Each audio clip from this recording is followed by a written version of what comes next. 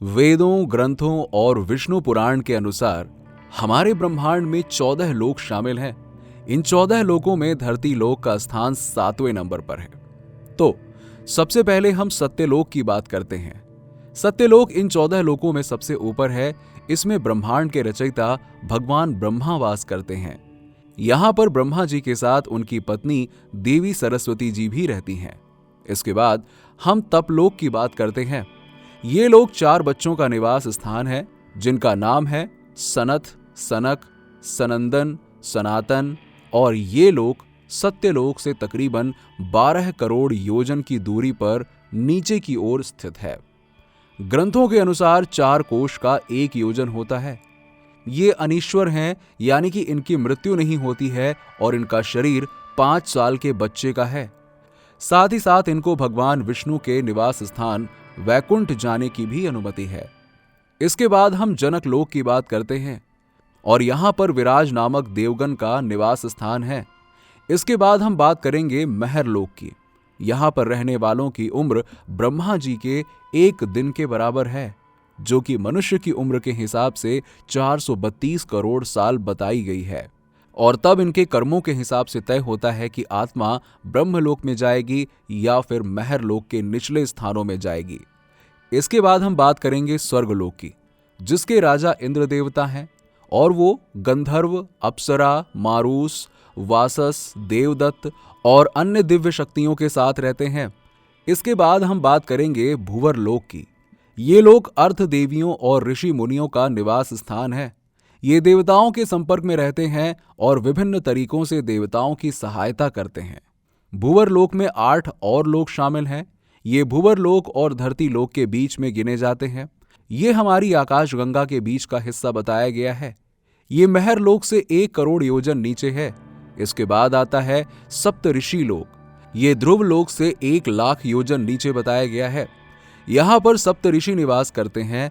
इसके बाद नक्षत्र लोक, फिर शोर मंडल, फिर सूर्य लोक। ये धरती और भूवर लोक के बीच में माना जाता है। ये धरती से करीबन 1 लाख योजन की दूरी पर है। फिर इसके बाद चंद्रलोक। चंद्रलोक धरती से 30,000 योजन की दूरी पर है और चंद्र भगवान का निवास स्थान है। इसके बाद फिर राहु केतु लोक। इसके बाद अंतरिक्ष लोक। ये धरती से कुछ ही दूरी पर ऊपर की ओर स्थित है। यहां पर हवा और बादल होते हैं और ये यक्ष, पिशाच और भूतों का निवास स्थान है। इसके बाद भूलोक यानी कि धरती लोक आता है। यहां पर पाप और पुण्यों में उलझने वाले इंसान, यानी कि हम ईश्वर और देवताओं की निगरानी में अपना जीवन व्यतीत करते हैं। ये लोक पूरी तरह से समय से बंधा हुआ है। इसके बाद हम बात करेंगे अधोह लोक की। यहां पर बाला नामक असुर का राज है, जो कि माया का पुत्र है और उसने यहां 96 नए तरह की माया रची है। यहां पर भगवान शिव का एक रूप अपने पार्षद भूतों के साथ रहता है। वहां पर हटकी नाम की नदी बहती है और इस नदी में सोना बहता है। और इसके बाद हम बात करेंगे सुताल की। यहां पर भगवान नारायण के प्रिय भक्त प्रहलाद के पोते राजा बलि निवास करते हैं। राजा बलि वो राजा हैं जिनसे भगवान नारायण ने वामन अवतार में भिक्षा में 3 पग जमीन मांगी थी, जिसमें से भगवान ने 2 पग में ही तीनों लोक नाप लिए थे और तीसरा पग भगवान ने बलि के सर पर रखकर उनको सुताल लोक भेज दिया था। इसके बाद हम बात करेंगे तलताल की। यहां असुर माया निवास करता है। इनको जादूगरी में काफी ज्ञान है और इसके जादू को माया जाल भी कहा जाता है। इसके बाद हम बात करेंगे महाताल की। कश्यप ऋषि की पत्नी कद्रू से उत्पन्न हुए अनेक सर वाले सांपों का समुदाय रहता है। उनमें खुक, तक्षक, कालिया, सुशील आदि नाम के नाग निवास करते हैं। इसके बाद रस्ताल की बात करेंगे। इनको राक्षसों का घर भी कहा जाता है। यहां पर रहने वाले असुर देवताओं के पक्के दुश्मन हैं। इसके बाद हम बात करेंगे पाताल लोक की।